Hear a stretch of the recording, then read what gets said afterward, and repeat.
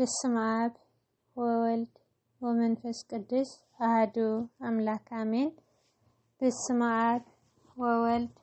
ወመንፈስ ቅዱስ አሐዱ አምላክ አሜን። በስመ አብ ወወልድ ወመንፈስ ቅዱስ አሐዱ አምላክ አሜን።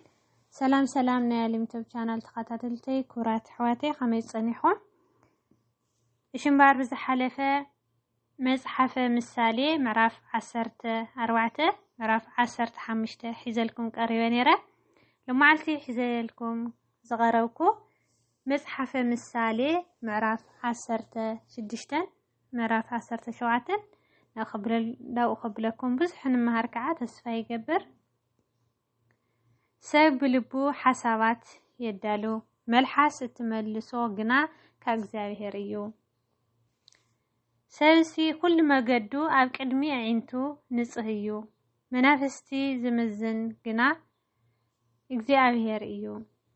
ተግባርካ ንእግዚአብሔር ወፍዮ ሽዑ ሓሳባትካ ክቀውም እዩ እግዚአብሔር ኩሉ ንምድብ ነገር ከምኡውን ንረሲእ ንመዓልቲ ሕሱም ፈጠሮ ብልቡ ዝዕበ ዝበለ ኩሉ ኣብ እግዚአብሔር ፍንፍን እዩ ኢድ ብኢድ ከይተቆጽዐ ኣይተርፍን ብምሕረትን ብሓቅን ስረት ኣበሳ ይረክብ ሰብ እውን ብፍርሃት እግዚአብሔር ካብ እኩይ ይርሕቕ እግዚአብሔር መንገዲ ሓደ ሰብ ባህ እተበሎ ነቶም ጸላእቱ እኳ ምስኡ ብሰላም ይነብሮም ካብ ብዙሕ እቶት ምስ ዓመፃ ሕደት ምስ ጽድቂ ይሐይሽ ልብሰብ መንገዱ ይምድብ ንስግምቱ ግና እግዚአብሔር እዩ ዘቃንዓ ኣብ ከናፍር ንጉስሲ ንግራት ኣምላኽ ኣሎ ሬታ ነገራት ኣምላኽ ኣሎ ኣፍ ብፍርዲ ኣይጋገን ሓቀኛ ሚዛንን መምዘንን ናይ እግዚአብሔር እዩ ኣብ ከርጽኢት ዘሎ ሁሉ መምዘኒ ከዓ ተግባሩ እዩ ዝፋን ብጽድቂ እዩ ዝጸንዕ እሞ ነገስታት ንረሲእነት ይፍንፍንዎ ጻርቃን ከናፍር ንነገስታት ይሐጉሶም ነቲ ቐንዕና ዝዛረብውን የፍቅርዎ ቁጣዓን ውስሲ ልኡኽ ሞት እዩ ጥበበኛ ሰብ ግና ይህድኦ ገጽ ንጉስ እንተበረኸ ህይወት እዩ ሞገሱ ከዓ ከም ደመና ብዙሓት እዩ ካብ ምጥራይ ወርቂ ክንደይ ኾን ምጥራይ ጥበብ ይበልጽ ካብ ምጥራይ ብሩሩሲ ምጥራይ ምስተውዓል ክንደይ ኾን ይኸብር ጎደናትን ቁንዓት ካብ እኩይ መርሓቅ እዩ እቲ ንመንገዱ ዝጥንቀቐላ ንነፍሱ ይሕልዋ ንውርደት ትዕቢት ተቐድማ ንውድቀት ከዓ ኩርዓት ምስቶም ዕብያት ዘመተ ካብ ምክፋልሲ ምስቶም መሳኪን ደኣ ብመንፈስ ትሑት ምዃን ይሐሽ ነቲ ቃል ዝቐልበሉ ሰናይ ይረክብ ብእግዚአብሔር ዝእመን ከዓ ብፁዕ እዩ ጥበበኛ ዝብሉ መስተውዓሊ ይበሃል ጣዕሙ ከናፍር ከዓ ትምህርቲ ይወስኽ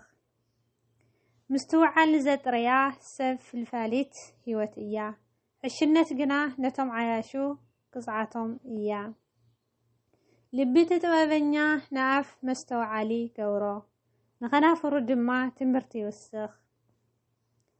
ልኡም ዘረባ መዓር ወለላ እዩ ንነፍሲ ጥዑም ንዕጽምቲ ከዓ ጥዕና እዩ ንሰብ ቅንዕቲ ትመስሎ መንገዲ ኣላ መወዳእታ ግና መንገዲ ሞት እዩ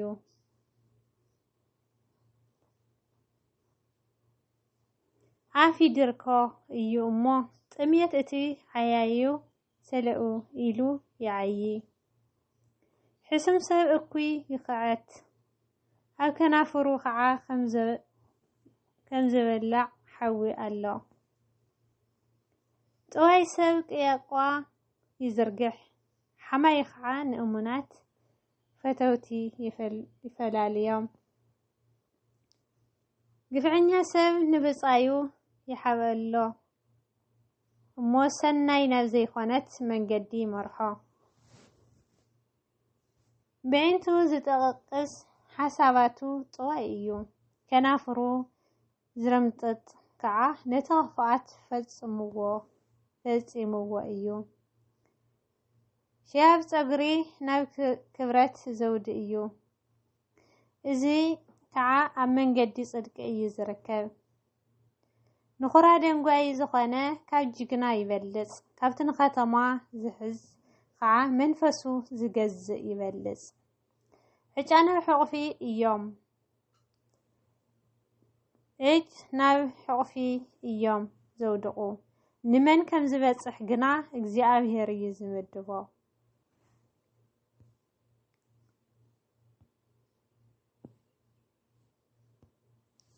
صحف ምሳሌ ምዕራፍ 17 ካብ ሕሩጅ ዝመልኦ ቤት ምስቆያቋስ ንغزቲ ቁራስ ምስ ህድአት ትበልጽ ለባም ባርያ ንነውራም ولد يجزء أما خالي حوات الدماء رستي كافل ممكن نبرر اتون كعان ورق ايو نلبي زفتنو جنا اجزابيريو وكوي سب نبدلنيا كنافر تين يبلو حساو دما نتأكيتي ملحس يسمع ندخا زباجو نفتاريو يتصرف بقدات زحقوس كعا يتقاصع هيترفن ناركتي اتوم دقوم زودوم ايوم نقولعو خعا ابوتاتوم كبرتوم ايوم نعشاس عبي زربا ايمطونن نمسافن دعا قد حسوتي خنافر كمي إلن ممالجانتي تقبلو كم برور عنقي ايو أبز خده انت خده يسلطو فغري زدلي نبدل يخولو ناب نجر زملس جنا نأمونات فتوتي يفلاليام كميتي غرفات نعشاس تقساس نلبام عميقو يأتوو وكوي سب علوات طراي يدلي سلازي جاكتان ملأخنيا يسدلو عشا بعشنتو كازقوانا فكاس كرا زحد قوا دبي كتوغانا فكا يحش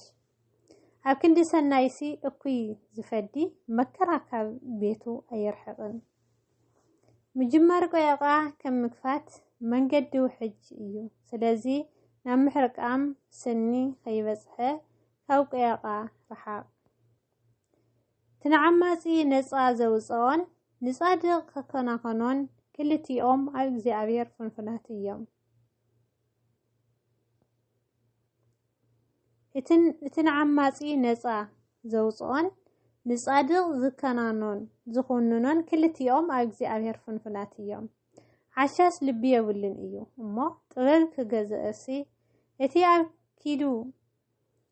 ኣብ ኢዱ ዘሎ ዋጋ ንምንታይ ይጠቅም ፈታውን ሁሉ ጊዜ የፍቅር حاو دما نسأجما يولد لبي زي بلو سب أجان يتقع أبكرمي بيصايو خعاه يوحاس بأساس فتو حاتياتي فتو ندقو زنوح مفراس يدلي طواي لبي زلوو سناي أي ركبن وسلاطا زلسان خعاه هم مكرا يودق عشا زولده بو يقهي أبو عشاون كتو أي حقوسن حقوس لبي صبوغ مدحانيت إيو صبور منفس جنا نعزمتي ينقصو راسي من قد فتحي نمتواي ممالجا كاب حوفي يوسد لبام سبسي طبب أب قدميو ألا عينتي عشا جنا خسا وسن مدري ين عشا ولد نبو قوهي إيو نولادي تخعى مرات إيو نصادق موقع خورات سلقن عنهم موقع سنة أيكونن تفلت الزلوة سكالاتو يقطب هدئ منفس زلوة لباميو عشا كواسوق انت بلس ጥበበኛ መሲሉ ይርአ ከናፍሩ ዝዓጹ ኣእምሮኛ ይበሃል አሜን ከምዚ ኢለና ተቀድስ ቃሉ ናይ ቃል ባለቤት እግዚአብሔር አምላክና ዝተኸበረን ዝተመስገነን ይሁን። ካሊ ቪድዮ እስካብ ዝመጽእ ሰናይ ቅንያት